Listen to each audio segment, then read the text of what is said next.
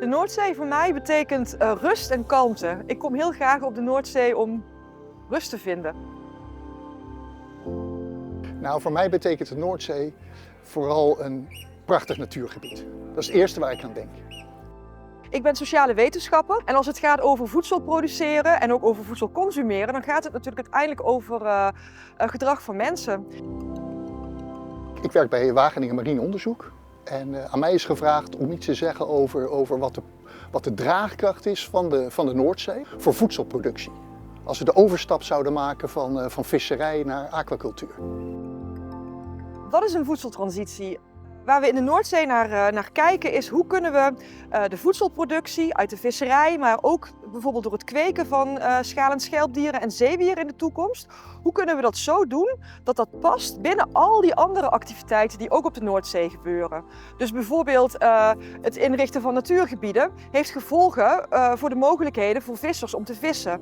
Hetzelfde geldt voor windparken en visserij, maar tegelijkertijd kan je misschien in die windparken wel schelpdieren of zeewier kweken. Als we het over voedseltransitie hebben, dan hebben we het vooral over de transitie van alleen maar oogsten uit zee door middel van visserij naar het gebruik van aquacultuur. En dan denk ik in eerste instantie aan wat wij laagtrofische aquacultuur noemen. En dat betekent dus dat je laag in de voedselketen gaat oogsten. En de lagen in de voedselketen zijn ofwel plantachtige organismen zoals zeewier, ofwel de dieren die dat plantenmateriaal direct eten, die direct van de algen eten, zoals bijvoorbeeld mosselen. Terwijl vissen zitten daar nog weer een stap boven in de voedselketen. En in elke stap gaat enorm veel energie verloren en biomassa. Dus het is veel efficiënter om laag in de voedselketen te oogsten dan, zoals we nu doen, hoog in de voedselketen. En dat zou de transitie zijn. Maar dat betekent dus wel dat we naar aquacultuur moeten overstappen. Want de natuurlijke organismen die laag in de voedselketen zitten, zoals de microalgen en het zooplankton, ja, die kunnen we niet oogsten. Dus dat moeten we dan vervangen door organismen die we wel kunnen oogsten, zoals zeewier en mosselen. Op het moment dat je niet meer zou mogen vissen of kunnen vissen in de Noordzee, dan is mijn verwachting dat die visserij uit onze cultuur gaat verdwijnen. En dat zou natuurlijk ontzettend jammer zijn, want Nederland ontleent natuurlijk een heel groot stuk van zijn eigen identiteit aan die visserij. Visserij is al eeuwenlang verbonden geweest met Nederland. Een belangrijke verandering die voor de visserij gaat plaatsvinden is dat we moeten gaan zoeken van hoe ga je nou vissen in minder ruimte, dus rondom die windparken bijvoorbeeld.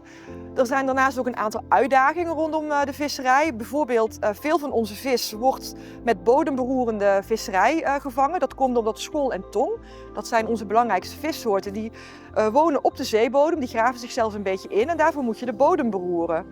Nou, bodemberoering kan in sommige gebieden van de Noordzee minder goed zijn voor het ecosysteem.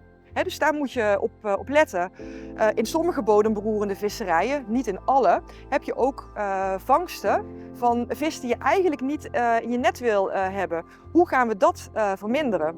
En een derde opgave is, hoe gaan we ervoor zorgen dat je met minder gasolie, dus met minder uitstoot vist?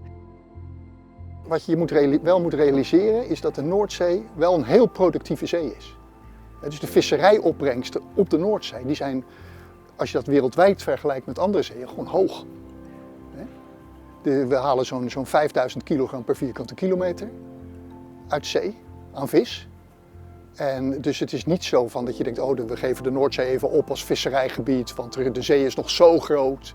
En dan zou je wel een heel rijk visserijgebied opgeven. De huidige stand van zaken wat betreft de aquacultuur in de Noordzee, die is eigenlijk verwaarloosbaar. Er zijn nu een paar pilot-experimenten, maar het staat eigenlijk nog niet eens in de kinderschoenen. Als je het nou doet, met bepaalde nieuwe technieken, hoeveel kan je dan oogsten aan die nieuwe soorten, zonder daarbij het ecosysteem te veel schade aan te doen. Zonder te veel in concurrentie te gaan met bijvoorbeeld de visserij of met natuurwaarden. Wat in ieder geval wel duidelijk is dat de visserij van de toekomst er heel anders uit zal zien dan de visserij die we nu hebben. En dat zie je nu al. We hebben een veel kleinere vloot. De vissers moeten rekening gaan houden met vissen rondom de windparken en misschien in de toekomst ook al tussen de windparken. Ik verwacht ook dat in de toekomst vissers veel meer op andere soorten kunnen gaan vissen, omdat we ook zien dat door klimaatverandering er allerlei nieuwe soorten de Noordzee inkomen. En dat vraagt misschien ook wel om nieuwe visserijtechnieken of om niet alleen op schol en tong te vissen, maar ook op andere soorten. Dus die visserij gaat veranderen. Ja, als het gaat over het samengaan van de 3 transities, van de energietransitie, de natuurtransitie en de voedseltransitie, dan zie ik in eerste instantie niet dat dat nou hele grote conflicten gaat geven. Kijk, die energietransitie, dat is vooral het aanleggen van windparken. Nou, die windparken kunnen een invloed hebben op de productie van plantaardig, van algenmateriaal.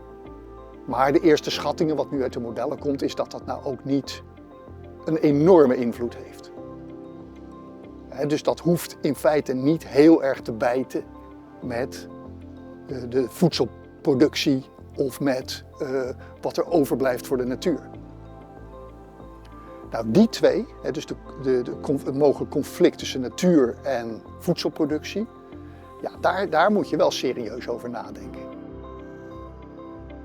Volgende keer in Noordzee in Beweging bespreken we het thema natuurtransitie. Wat is er nodig om het ecosysteem van de Noordzee te verbeteren? Martin Baptist en Oscar Bos praten hierbij over hun onderzoek en vertellen wat zij ervan vinden.